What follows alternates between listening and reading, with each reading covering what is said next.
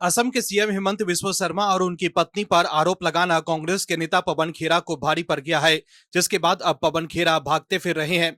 दर्शकों, कांग्रेस के नेताओं की आदत है कि सियासी माइलेज लेने के लिए वो आरोप लगा देते हैं, लेकिन फंसने के बाद यू टर्न लेकर भाग जाते हैं।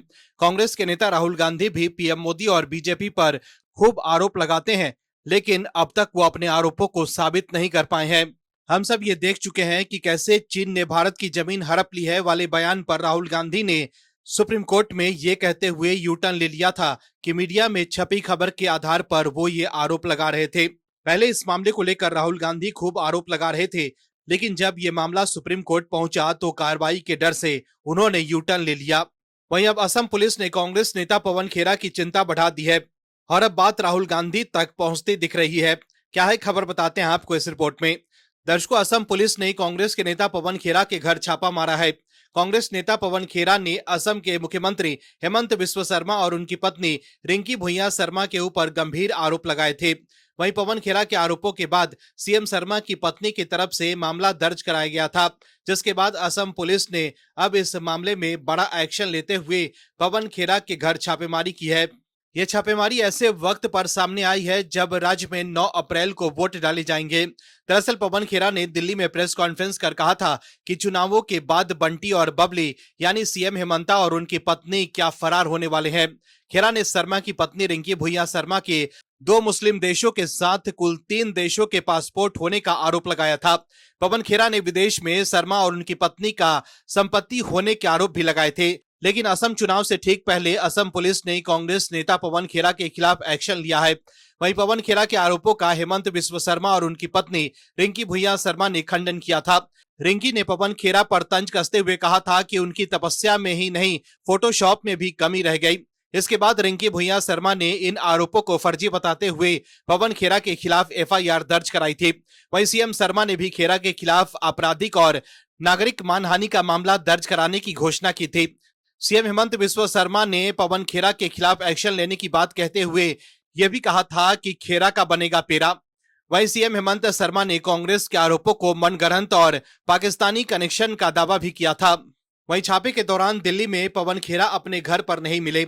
इसको लेकर हेमंत बिस्वा शर्मा ने कहा है कि वो डर कर हैदराबाद भाग गए।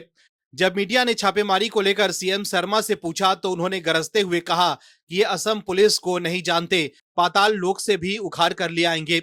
सीएम शर्मा ने यह भी कहा कि पवन खेरा पाताल लोक में भी होगा तो असम पुलिस उठा लेंगे और पूछेंगे कि बताओ ये कागज कैसे बनाया।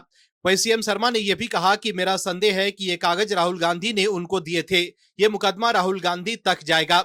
वहीं छापेमारी में दिल्ली पुलिस को क्या मिला है, इसको लेकर अभी कोई जानकारी सामने नहीं आई है। कहा जा रहा है कि असम पुलिस अपने साथ पवन खेरा के घर से कुछ सामान जब्त कर ले गई है, लेकिन इस छापे के बाद कांग्रेस में खलबली मच गई है। कांग्रेस के तमाम नेता सोशल मीडिया पर अपनी भड़ास निकाल रहे हैं। कांग्रेस आईटी सेल की प्रमुख सुप्रिया श्रीनेत ने एक्स पर लिखा है कि असम के मुख्यमंत्री हेमंता बिस्वा शर्मा गंभीर भ्रष्टाचार के आरोपों के घेरे में है, जिससे वो बौखला गए हैं। सुप्रिया श्रीनेत ने यह भी लिखा है कि पवन खेरा ने साक्ष्यों और सबूतों के साथ सवाल पूछे हैं, वो जवाब देने के बजाय गाली गलौज कर रहे हैं, धमकियां दे रहे हैं, अपनी असम पुलिस भेज रहे हैं। ये आगामी हार का डर है, क्योंकि इनके भ्रष्टाचार के बारे में अब पूरा असम और पूरी दुनिया जान चुकी है। जनता 9 अप्रैल को हिसाब करेगी। वहीं कांग्रेस महासचिव जयराम रमेश ने एक्स पर लिखा है कि मेरे सहयोगी पवन खेरा को जनहित में बुनियादी सवाल पूछने के लिए गिरफ्तार करने हेतु पुलिस अधिकारियों की पूरी फौज तैनात करना यह साबित करता है कि असम मुख्यमंत्री परेशान, हताश और बौखलाए हुए हैं। ये कोई उचित कानूनी प्रक्रिया नहीं, बल्कि एक तरह का विच हंट, अंधाधुन कार्रवाई है। एक ऐसा दबंग जो सरकारी तंत्र का दुरुपयोग करके विपक्ष की उस आवाज को दबाना और खामोश करना चाहता है जो उसके कई काले कारनामों को उजागर कर रही है। जो लोग दूसरों को डराते धमकाते हैं, असल में वे खुद डरे हुए होते हैं और उनके पास छिपाने के लिए बहुत कुछ होता है।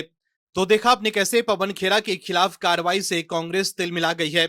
वैसे पहले सीएम शर्मा ने एक्स पर पोस्ट में लिखा था कि पवन खेरा की आज की प्रेस कॉन्फ्रेंस कांग्रेस पार्टी के अंदर गहरी हताशा और घबराहट को दर्शाती है। जैसे जैसे असम एक ऐतिहासिक जनादेश की ओर निर्णायक रूप से आगे बढ़ रहा है, इस तरह के हताश और बेबुनियाद हमले केवल उनके ढहते जनाधार को ही उजागर करते हैं। Bureau report, OMH news. आप दर्शकों से विनम्र निवेदन है कि चैनल को सब्सक्राइब जरूर करें।